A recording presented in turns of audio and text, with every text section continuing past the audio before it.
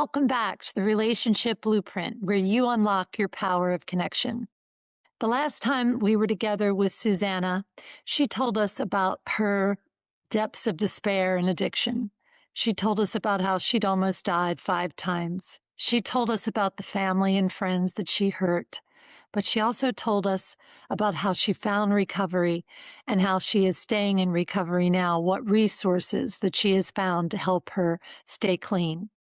And this episode is for anyone who knows someone in their family who is struggling with any kind of addiction. Addiction hits every family, whether it's shopping, food, sex, gambling, it's everywhere. And yet there's still some shame attached to addiction. And as long as we stay in shame, it's really hard to find recovery. So we want to really expose what recovery is and how to get help. Today, Susanna is going to really tell us more about what the journey has been like since she's been sober and share the highs and the lows of that journey. So please listen to this podcast and then share it with friends and family, because everyone knows someone who either is in recovery or needs recovery. And we really want this word of hope to get out there. So happy you are with us today. Hey. Hi, I'm so glad you came back. me too. Yeah, I was telling our listeners how excited I was and I am that you're back, because we didn't have enough time to tell your full story. We really talked a little bit about really how you dove into addiction, not intentionally. You were like every other college kid, having a good time. Everybody around you is having a good time until it's not a good time. And the breakup that you had was pretty significant, and that trauma may have been the thing to kick it off. Yeah. Did I get that? Yeah. I think that I've always had an anxious attachment style. And so, in my mind, obviously, when I'm in a relationship, the worst thing that can happen to me is that person leaving.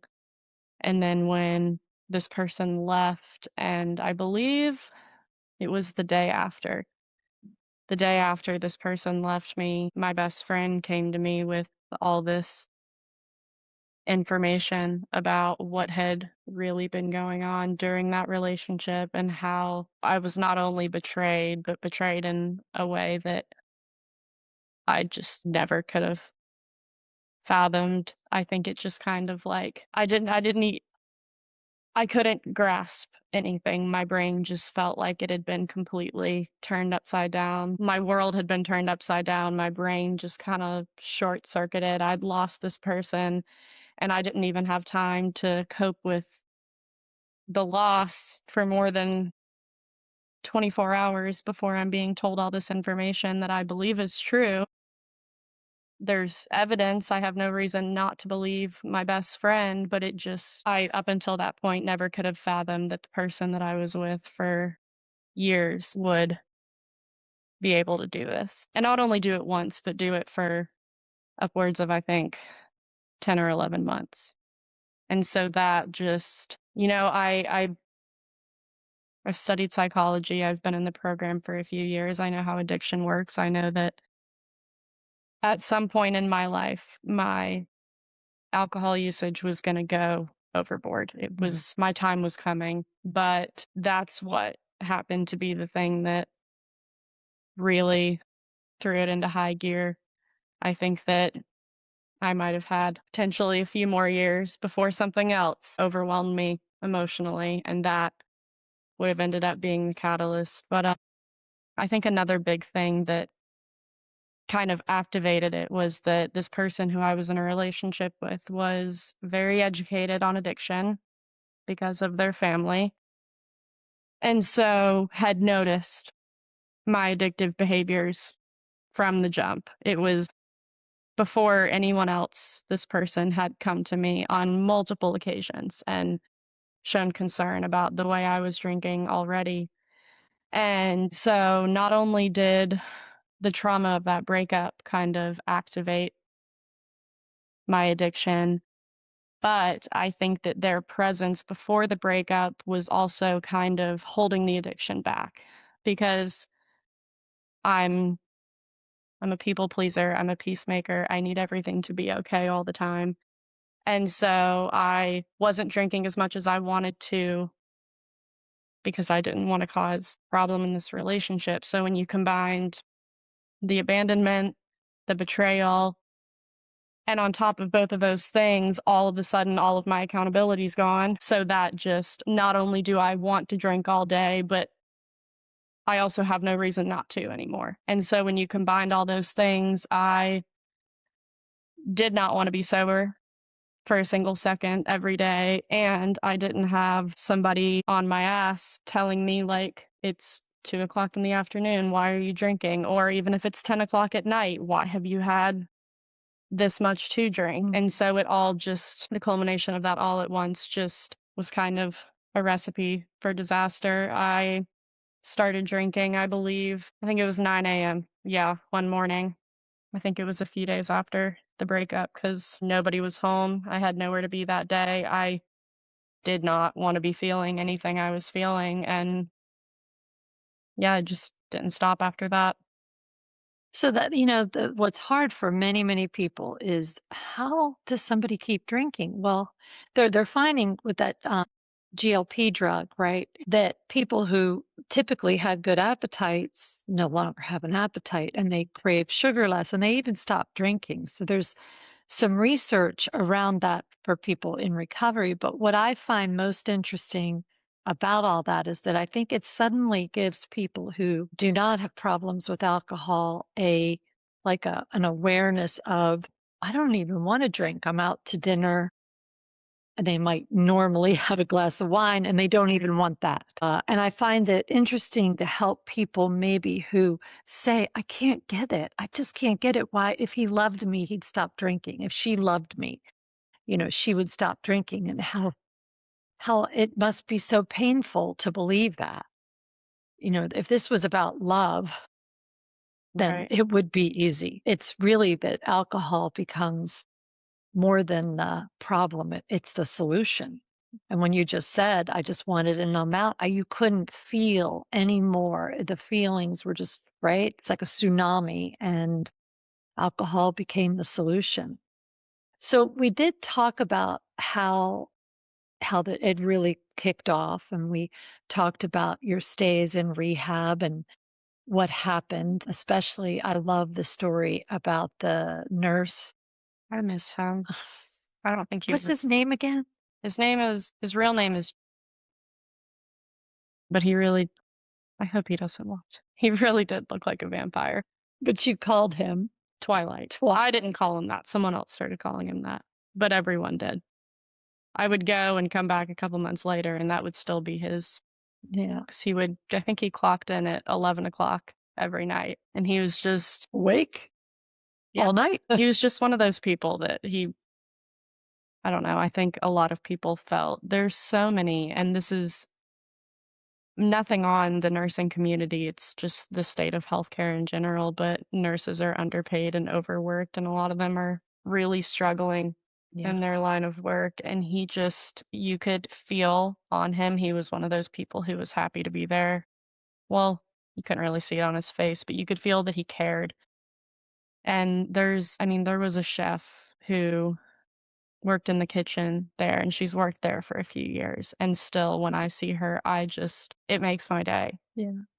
You, you can tell that she loves her work cooking, but also, I don't know. It's just like yeah, I feel like with certain people, you can tell that they very clearly separate, like, I'm here to do my job and leave, and then there's the people who work there where it's like, I'm here to form a bond with these people while I happen to be getting paid to do this other thing. Wow. Yeah. So this really Twilight and this chef are both there to serve a purpose, Right. but perhaps, and in your life, they served a higher purpose, which was to show you how much they cared. And in that kind of scary place, it's not that it is a scary place, but being in a place you really don't want to be and knowing what the risks are of leaving and you have to stay and it's not your own home. And to have people like that surrounding you has to make a big difference. Does. Yeah. And I think that's true about pretty much everything in life when you meet somebody and they just smile at you, like it doesn't cost anything. And people don't know. I hope Twilight does hear this. I hope the chef does hear this because people don't know the part they've played in impacting someone's life by simple kindness. And this goes back to what I was telling you a little bit about with the Gabor Mate research on addiction and how important it is to have connection. And even in that place, you had the other people that were trying to get sober, but you had these other two people that you would see on a daily basis. And that connection is what helps us heal, which is why I think AA and NA and all the groups that are out there, psychological groups for group therapy, it's having that connection like, hey, I'm not the only one. Like, you got this too. You really get it. And those other people on the periphery really do make a big difference. That's the most common thing I hear when I speak at the treatment center every week from women who are there for their first time in any sort of recovery setting. Most of them have never even been to a meeting because it was just kind of it reached a boiling point and they were shipped off to treatment. And so it's their first time in any sort of recovery setting. The thing I hear said the most is, "This is the first time in my entire life I can speak openly or share my thoughts openly." Mm. Because before, either I felt like everyone around me would look at me like I was crazy, or I did, and everyone looked at me like I was crazy. Yeah. So I think that I don't think people who are struggling with addiction, until they get into whether their first experience in any sort of recovery setting is a meeting or a treatment center or whatever it may be, until they get there, I think they can imagine it, but until they get to that setting and share openly for the first time, I don't think they realize how much of a burden or a weight it is on them to be holding in, because you really don't until you start expressing them freely. Whether it's, to other people, in my opinion, is better than writing it in a journal or Yeah. speaking to, I don't know. But you bring up such an important point because I can just speak for myself. Well, I would say when I had to walk into the doors of AA because my husband was just like, you need help. If you're not going to treatment, you've got to do this. And I was so nervous about who would be there. We have this small community that we live in and what they would think and what would I say and did I belong there and the thousands of thoughts. And then the same experience was maybe it wasn't the first day. It was the second, I think, for me. I walked in and I was like, there's something about being in this room with these people that I feel completely safe and it's going to be okay. Like, I don't know what's going to happen next, but right now I feel okay. And that was a profound feeling because I hadn't had peace in a really long time. And so I think it's helpful to hear your story of going to treatment and knowing that the other people that are walking in those doors, they feel the same way. And I don't know that I'm not sure how many interventions include that part of transitioning that you're leaving your home. It's more like, here's the intervention. You've got the problem. You got to get out. You go away from home. Somebody was just telling me about putting their son on an airplane and they knew he'd be drunk on the airplane. He was on his way to treatment and they were just so worried he wouldn't make his connection and just praying. And he got to Texas, and whether he was drunk or not, the mom didn't know. When she knew he arrived safely and the car was waiting for him, she could breathe again.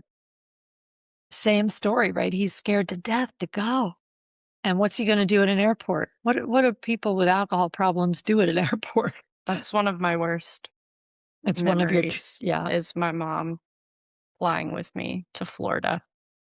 And I was in not as bad of shape as when I got to treatment for the last time, but I was in pretty bad shape. And I didn't I didn't pack anything. And I think she was so pissed at me and so scared. I think yeah, a lot of her anger was fear, but also I was being a giant asshole. And yeah, so she was scared, but also pissed. yeah. She didn't even feel like being like, "Hey, do you think we need a bag for for the 30 days. 30 days. For You had nothing with you. That's not true. I had a little toiletry bag. Full of vodka? It's funny no. Oh. It's funny now, but I had a little what happened was I woke up.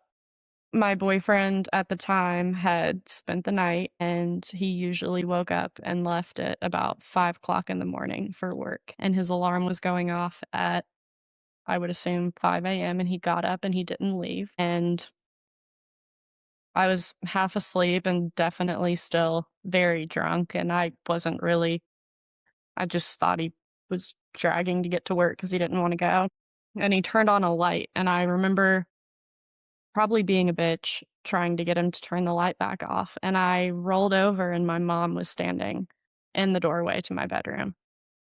My mom lives 4 hours away. My mom doesn't live down the street, and so I, as fast as a half-conscious, very drunk person can process something, processed that it was not a good sign that she was in my house. Probably not. No, it took me a minute, but I eventually was like, "This can't mean anything good. I don't think she's here for A visit. a visit." No. And she told me to pack a bag because I was going to treatment. And I tried to run. I don't know, again, where I was going to go, what I was going to do. It was 5 o'clock in the morning. I was wearing a big t shirt and nothing else. And I tried to run away from both of them. And my boyfriend, gently, he was a really big guy. He just kind of like grabbed me by my shoulders and was holding me in place. And I kind of, even though I was half conscious and very drunk, I was deep in this enough to know, like, I can either go to treatment now or I can run to wherever it is that I'm going and go to treatment when they find me. You still have some logic. That is pretty good. So I was like, "You got me." What do you say to parents if I come to you as a parent and I have a daughter who's having a drinking issue and I want to show up at her house and I want to take her to rehab? What do you say to that mother? I think I have an answer as from the logical, educated side of myself and also the side of myself that I know I would apply. I mean, not even if I was a mother, but if it were one of my friends. I Mhm. know logically, and I've heard my whole life that you can't make an addict recover. They have to want to do it for themselves. And it's only over the last few years that I've kind of put together, okay, if your job says you have to get sober, you're just going to hide it better from your job. If your partner says you have to get sober or I'm going to leave, you're just going to hide it better from your partner. Regardless of what the standard is for why you have to get sober, it's not gonna make you get sober. What that's gonna do is you're just gonna find a way to not get sober, but work with whatever that ultimatum is. And so the only possible factor for getting sober that you can't at least try to work around is truly wanting it for yourself. And so I know that logically. I know that,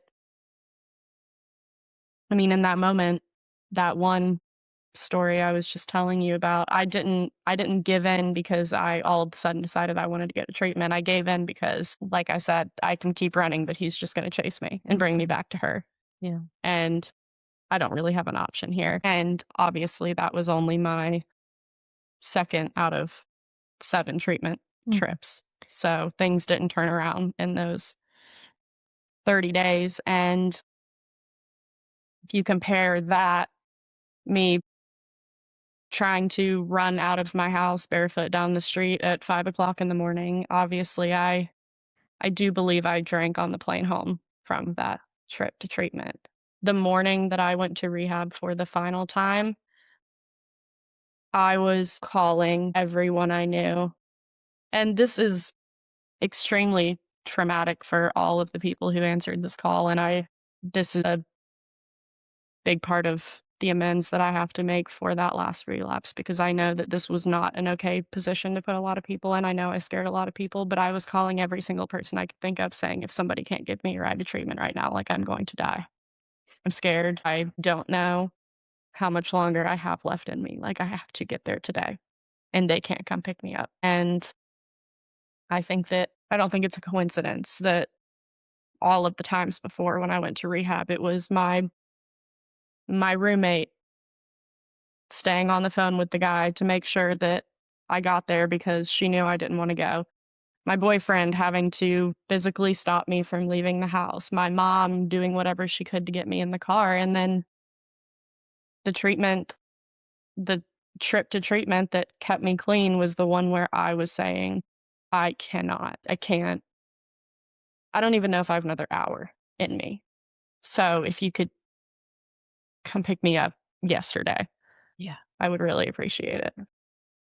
Well, Susanna, that's a really important story to tell because I know what you're saying makes total sense that when people want to get sober, they really have to want it for themselves. And I think I did it at first to just be compliant, but I read this article, Surrender versus Compliance, and it was probably an article at Yana that nobody else wanted to read. I'm such a nerd. But in all this, that title just made so much sense to me. If being compliant for me was, I can be compliant, I won't drink. I'll come here and I won't drink. But surrender, that was a whole different way of thinking about it. Like that it is the first step. I no longer have control over this is controlling me. And I feel like couple definitions I've heard over time of, what is addiction. And one of my favorites was the therapist that I was seeing who was also in recovery.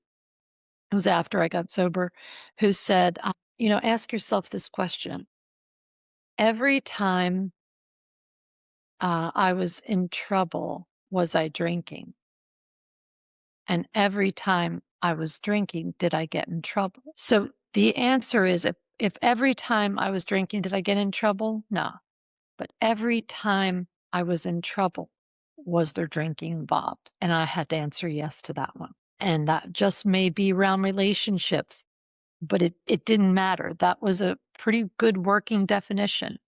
But what you're describing is that deep desire to protect the source, whatever that is, the food, the alcohol, the cocaine. To protect that source, you were willing to run away with just a t-shirt on. And people that don't understand addiction don't understand that, like, need to escape because you couldn't think of life without the substance. Well, I wanted to, in this episode, really kind of dive a little bit into what recovery looks like now. So you get out of treatment. Tell us about the steps you took after that. What did recovery begin to look like after this last time? Off the bat, made it my goal to do 90 meetings in 90 days. I had just moved back to where we live now, and I hadn't found the meetings I liked yet, so it was more of a chore in the beginning. It wasn't till a little bit later that I actually going to meetings was something I looked forward to and not something I was just checking off a list. And so after those 90 days, I took a step back. I think it was more like 2 or 3 meetings a week. And then last fall, when you put me in contact with my new friend, the young girl who had just gotten out of treatment. She's a very big personality. She's very convincing. She's very hard to say no to. And I don't think she realizes how lucky she is. Off the bat was she was really into meetings. She really enjoyed it. I don't know if it was, I think it was probably a mixture of boredom and also a genuine interest in the program, but off the bat, she was really into meetings and And she's 16. yes, And you were her guide, if you will. I started out believing that I was her guide, and I don't know if she realizes this, but it quickly became the other way around. She wanted to go to meetings every day, and I was not allowed to say no. It was kind of "Are you going to the meeting tonight?" "No." "Okay, I'll see you there at 6:30."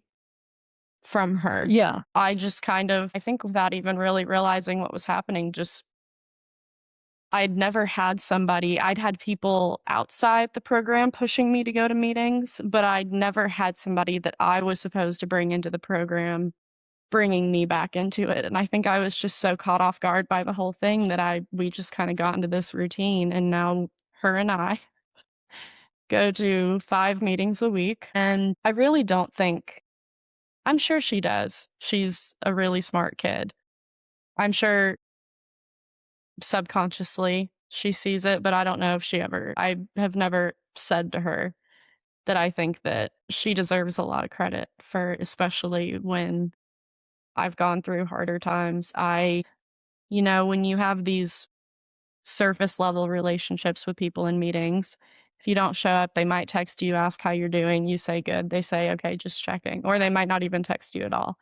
But when you have this one on one partnership, in a way, she's like, I used to call her my sidekick. I think I might be her sidekick. It's just a lot harder to kind of fall out of the program. And I don't recommend that. Like we were talking about earlier, you need to get sober for yourself and get involved in the program for yourself. You shouldn't rely on a 16-year-old to keep you present in the program. But I also believe that as much as you need to want this for yourself, there are going to be periods where your reasons come and go. Mhm. And there have been periods where I didn't it's not that I didn't want it for myself or I did want it for myself, I just didn't really care. And that presence, her big personality, just kind of every single time would pull me right back in. And as much as I did just say, you can't rely on somebody else to be your reason, that is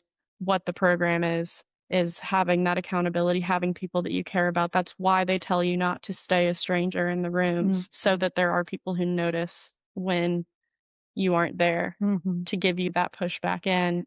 Mine my push just happens to be a 16-year-old, which in a lot of ways she is very much 16, but in a lot of ways her presence and her story are more powerful than people who have more sober time than I have alive time. I was just thinking about September and your connection with this young woman who just came out of treatment. And I gave you a little call and hoped you might take her to a meeting. I had no idea you'd give back this much. And I want to acknowledge that right now, how grateful I am that you were able to do that with her and for her, because that's what we do.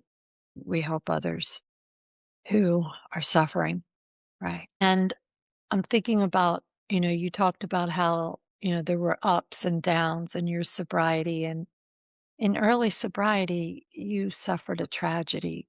Are you willing to talk about that today? So I understand that you met someone in rehab in Florida. No, No, it that was wasn't. my friend who That I was your met buddy. Where did you meet David? in AA in Charleston. In AA in Charleston. And that was over 2 years ago.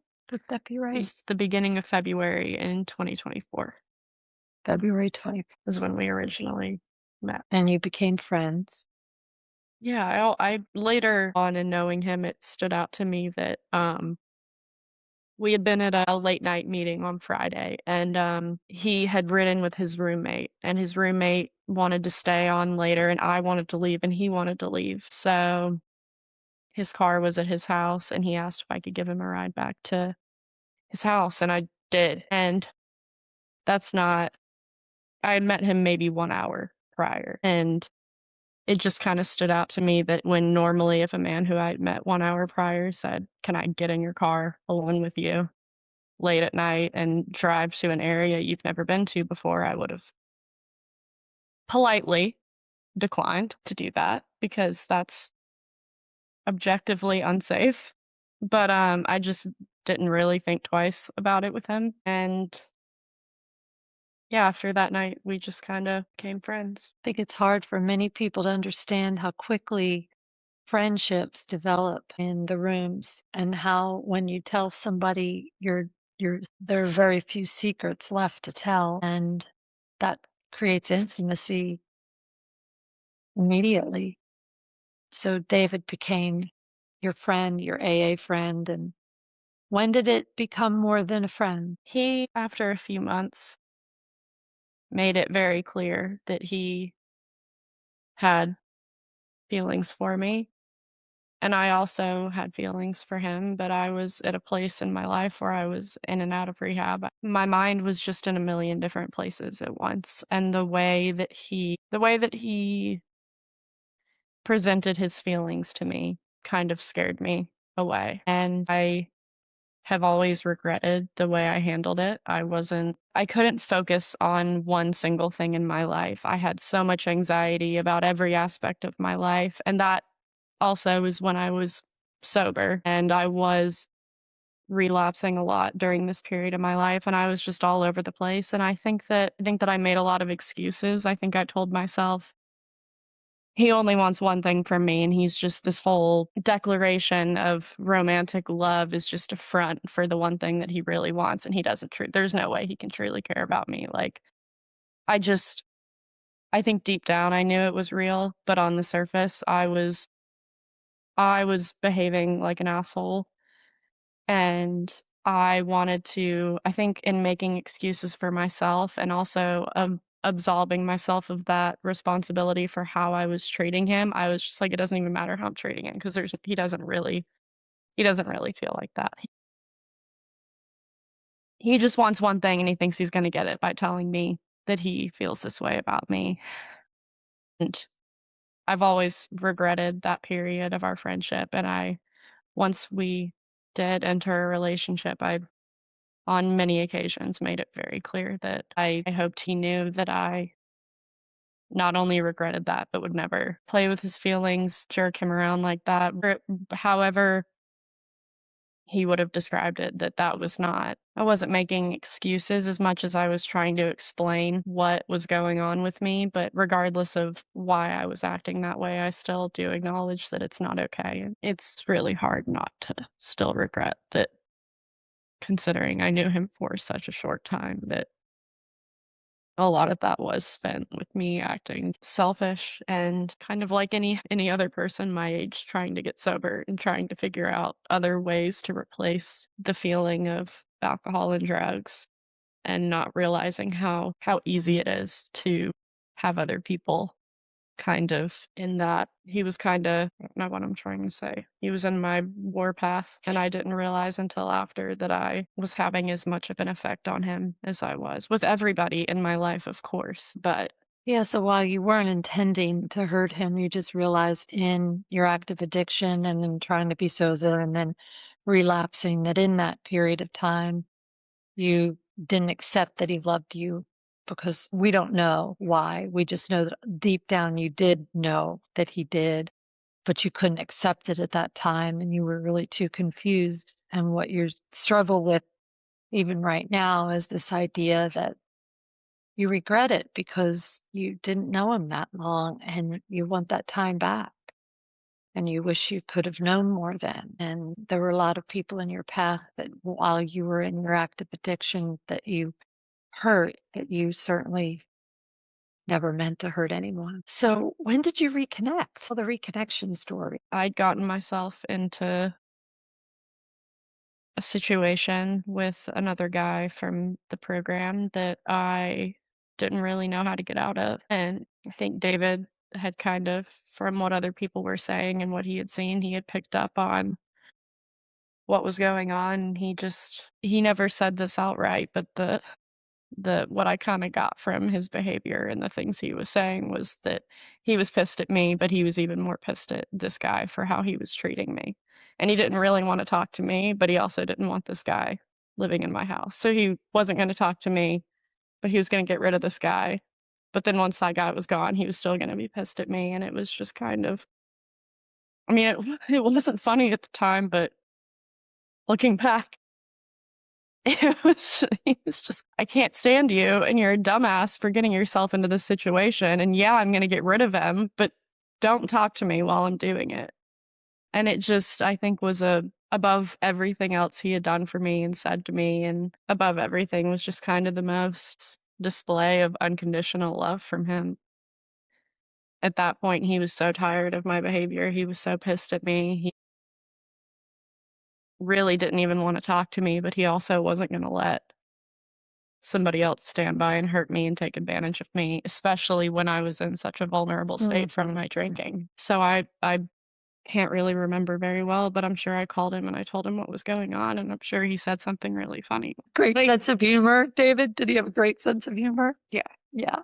yeah, that's what pretty much everyone says about him. That's I think he left behind a lot of really positive legacies, and one of the biggest is his sense of humor. And you have such a great sense of humor. You know how I feel about you. Just people only knew. It's just the best sense of humor. As a therapist, it's just like, all right, I got to stop even trying to stop not laugh. Just can't do it. It's so funny. And so you shared that humor together. Yeah. Yeah, we were always laughing. So you started going to meetings together, or how did it go from you're a stupid ass to I want to be with you? I went back to treatment after that situation with the other guy, and then when I got out of treatment, I think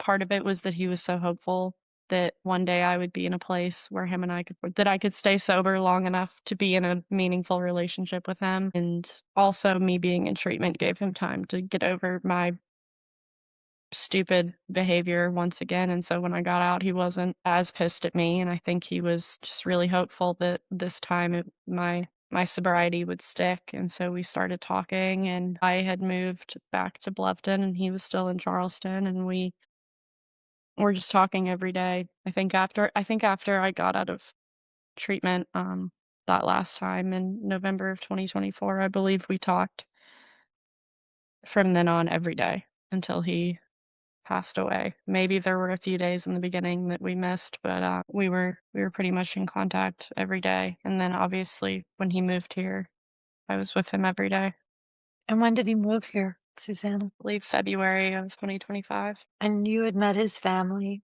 and he had met your family. I had met his mom, and she was wonderful right off the bat. I could tell how much she loved him. I could tell that they were really just from seeing how him and his mom interacted, I could tell that they were a really tight-knit family. Mhm. And then as time passed, I met his dad and then his siblings. His sister lives in California, so it wasn't until later on that I met her, and his whole family is just they're all so wonderful. And they've been good to you afterwards. And then he met Beth. I think she wanted to steal him. So your mom is Yeah. Beth, and so she wanted He to was steal him. everyone's boyfriend. He's just so I believe they had talked on the phone or texted. They had some sort of I mean, by the time I went to treatment for the last time, I'm pretty sure I struggle to think of someone in my life who didn't either have any sort of contact with my mom or my dad or both, just because it was just kind of a thing that What did Bob think? I don't really talk to him about my we talk more about the more practical sides of life. I've never talked with him about the people that I've dated. And yet Um, you feel his love. yeah, Yeah. Yeah. definitely. There's definitely a big connection with you and your dad. And so you're sober, you're in love, you're going to meetings, you're helping others, you have your 16-year-old sidekick. Life is good. And then what happened? He attended AA as an alcoholic, but he was also in recovery from opiates. In the fall of last year, he relapsed and he overdosed and passed away. It hasn't been very long. How have you been managing? I'm thinking about how September was also the time when just call her sidekick for this purpose. And sidekick has you going to 5 meetings a day, and you don't really know how you let that happen, but you did. And how have you navigated recovery after such a big loss? I haven't really given myself the option to fall back on it.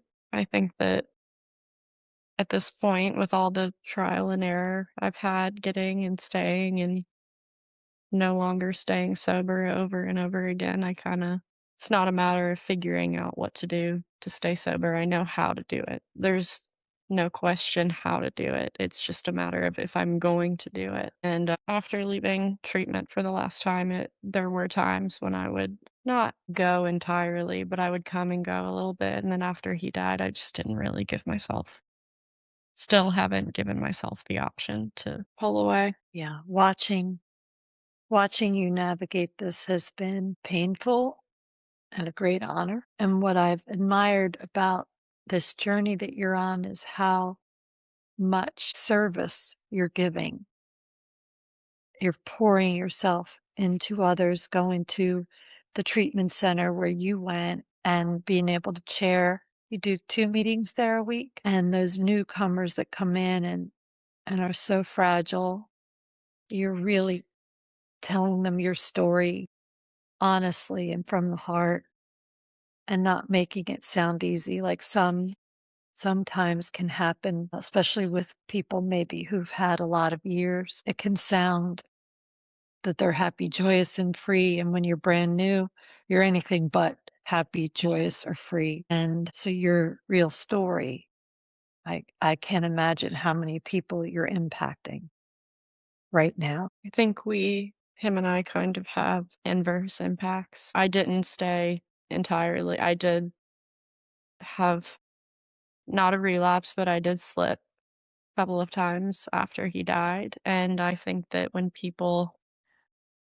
hear the combination of me having so little consecutive clean time and being able to figure this out after going through something so tragic, and then him who he was the one with the clean time, had a slip, and that slip ended up being what killed him. I think that it kind of really puts into perspective for especially newcomers that early sobriety, regardless of how difficult life gets, is possible. And that also, once you're no longer in early sobriety and you do have time under your belt, it never goes away. And you don't get to recover from addiction and move on. You are in recovery forever. And a quote that is it's pretty morbid and can be kind of a downer, but I think is necessary for people to remember is that it doesn't matter how far you drive, you're always the same distance away from the ditch. And how far you drive, it counts for something,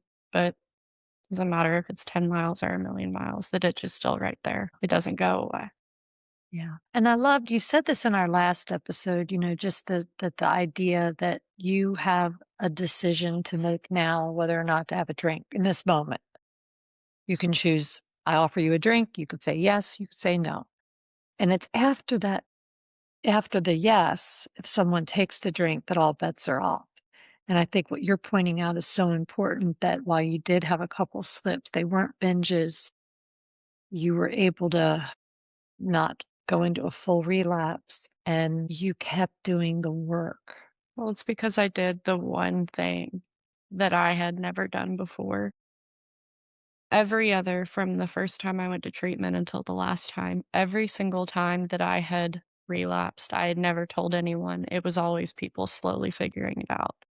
Whether they told other people or whether everyone just kind of figured it out for themselves up until the day I would go back to treatment, I never told anyone. And these 2 times that it happened after my last treatment, I was so scared of it turning into that, of it ending with the hospital or with treatment, best case scenario, with jail or death, worst case scenario.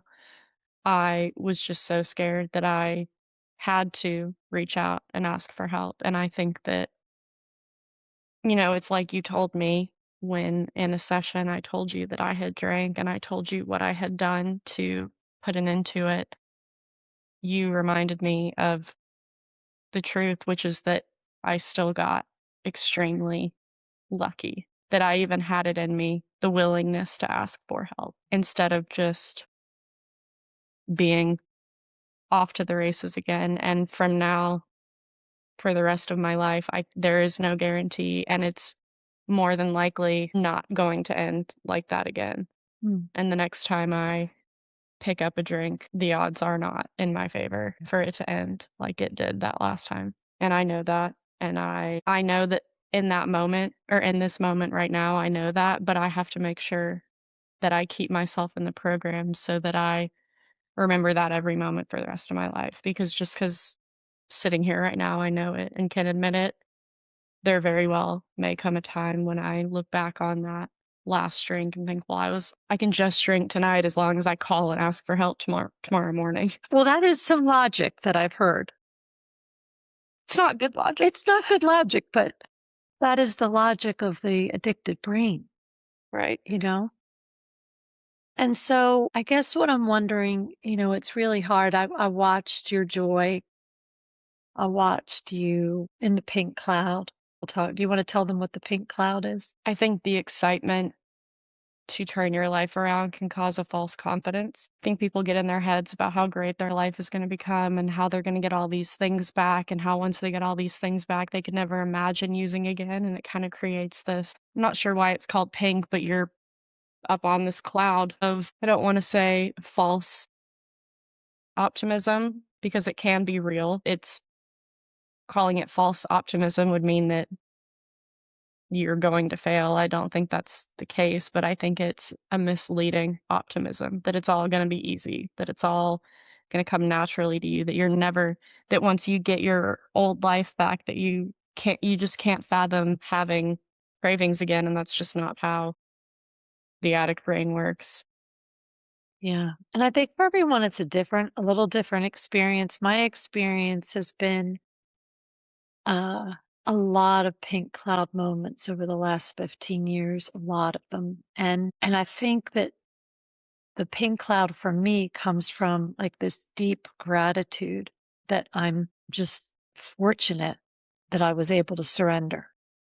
I don't know. And I went through a lot of guilt about that because when I was in early recovery, we were about 5 or 6 of us that were close to the same age, came into AA at the same time, go to dinner together, then a meeting.